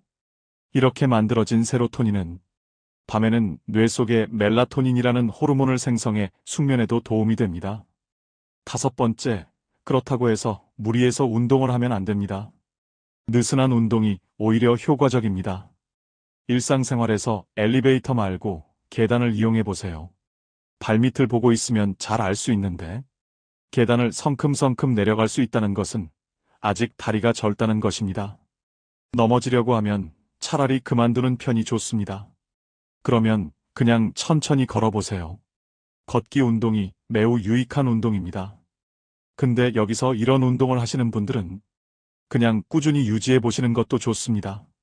골프나 테니스 등 젊었을 때부터 계속하고 있는 스포츠가 있다면 계속해 보세요. 기력 유지에 도움이 됩니다. 말씀드린 70세의 벽을 뛰어넘기 위해서 본인의 건강 상태 점검은 필수인데요. 매일 아침 침대에서 일어나기 힘드시진 않나요? 속이 불편하고 배에서 소리가 나지는 않으신가요?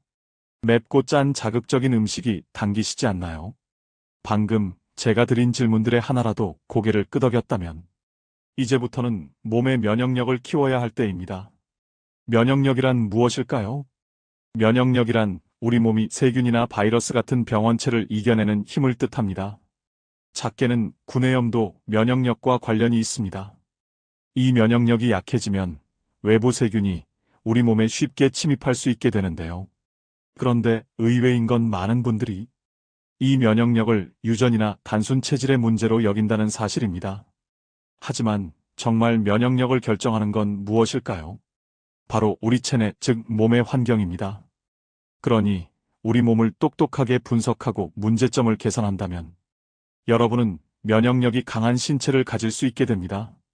오늘 영상에서는 면역력 올리는 법과 실생활에서 직접 실천하는 간단한 방법을 책 완전 면역을 통해 더욱 더 자세히 알려드리겠습니다.